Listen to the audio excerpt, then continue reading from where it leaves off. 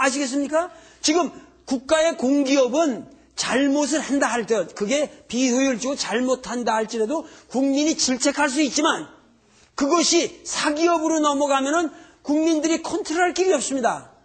네? 그렇기 때문에 기본적인 국가의 기관을 만드는 공공 서비스 분야는 미국에 터치하지 마라. 이렇게 하는 자주적인 근거 위에서 우리가 FTA를 하자 하면은 우리가 박수 치죠.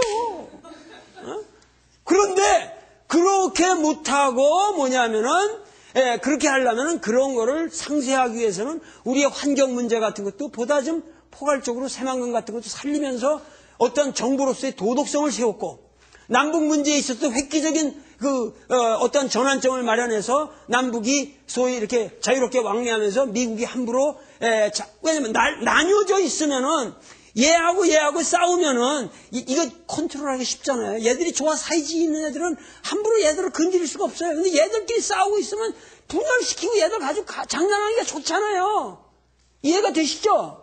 그러니까 우리나라가 남북이 갈려있고 이런 문제는 남과 북의 문제가 아니라 남과 북이 갈려있음으로 해서 강대국에게 우리가 쉽게 조정이 된다는 거죠. 그러니까 남과 북이 주체적으로 교류를 못하니까 북은 어디로 가요? 중국에게 붙어버리는 거야. 그 중국에게 붙어버릴 거라면은 그걸 남한에서 도와줘야 되고 남한의 기업들이 적극적으로 참여하는 그런 환경을 만들어주고 그러면은 우리가 FTA에서 얻으려는 경제 어떠한 이득을 남북관계에서 얻을 수 있잖아요. 근데 그런 건 하나도 진전이 없고 나니까 미국에다가 결국은 이렇게 의뢰해서 미국식으로 우리 체제를 바꾸면서 우리 민족의 문제를 타개해보자고 하는 이런 경제정책이 과연 타당한가? 이거는 정말 내가 애타게 외치고 싶은 이것은 제가 말하는 것에도 뭔가 약간 무리가 있을지도 모르겠지만 여기에 엄연한 진실이 있고 여기에는 윤리적인 우리 민족이 지켜야 할 가치에 대한 호소가 있다고요. 그리고 이 호소는 구한 말부터 끊임없이 민족의 지사들이 외쳐온 우리 국민들을 향해서 외쳐온 호소입니다. 그런데 불행하게도 우리 역사를 바라보세요. 1세기 동안 한 번도 그러한 국민의 갈망, 주체적인 자주민이 되고자 하는 국민의 갈망을 대변하는 지도자들은 전부 좌절되고 역사에서 한 번도 행세를 해본 사람이 없어요. 전부 죽임을 당하고 쓰러졌잖아요. 그러니까 우리 역사가 정말 바른 리더에 의해서 국민의 바른 가치를 대변하는 바른 리더에 의해서 바르게 간 적이 없다. 그럼 어떻게 우리나라 역사는 여기까지 온 거냐? 오로지 여러분들, 민중 여러분들의 가치관에 의해서 지켜온 겁니다.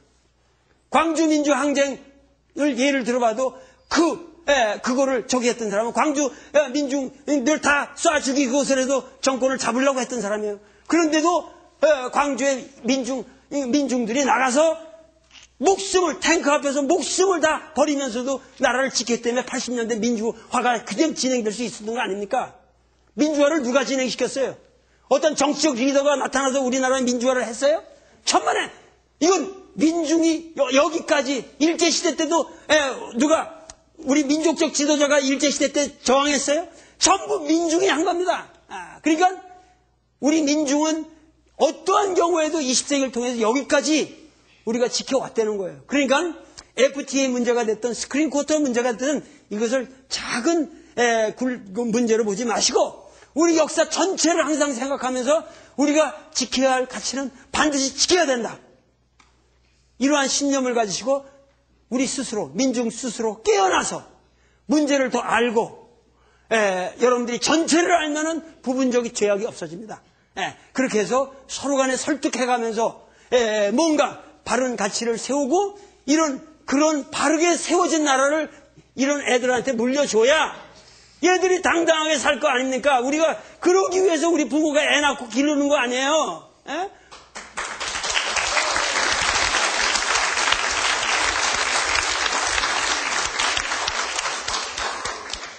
오늘 하여튼 이 어려운 그 스케줄 속에서도 이렇게 유지태 군 이렇게 또 우리 정윤철 감독님, 아까 그 마라톤 얘기하는데 내가 아주 감동을 받았어요.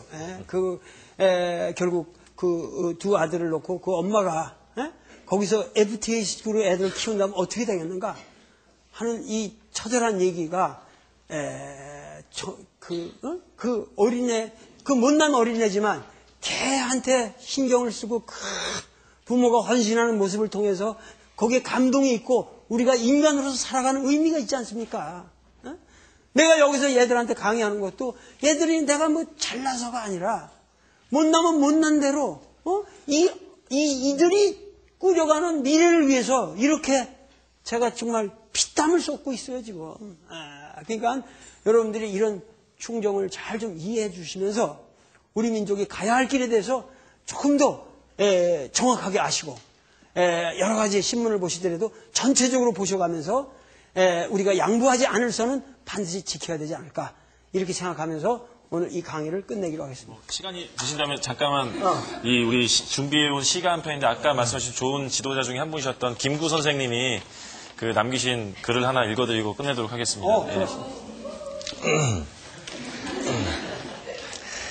나는 우리나라가 세계에서 가장 아름다운 나라가 되기를 원한다. 가장 부강한 나라가 되기를 원하는 것은 아니다. 내가 남의 침략에 가슴이 아팠으니 내 나라가 남을 침략하는 것을 원치 아니한다. 우리의 부력은 우리의 생활을 풍족히 할 만하고 우리의 강력은 남의 침략을 막을 만하면 족하다. 오직 한없이 가지고 싶은 것은 높은 문화의 힘이다. 문화의 힘은 우리 자신을 행복되게 하고 나아가서 남에게 행복을 주겠기 때문이다. 100번 김구 선생님, 나의 소원 중에서입니다.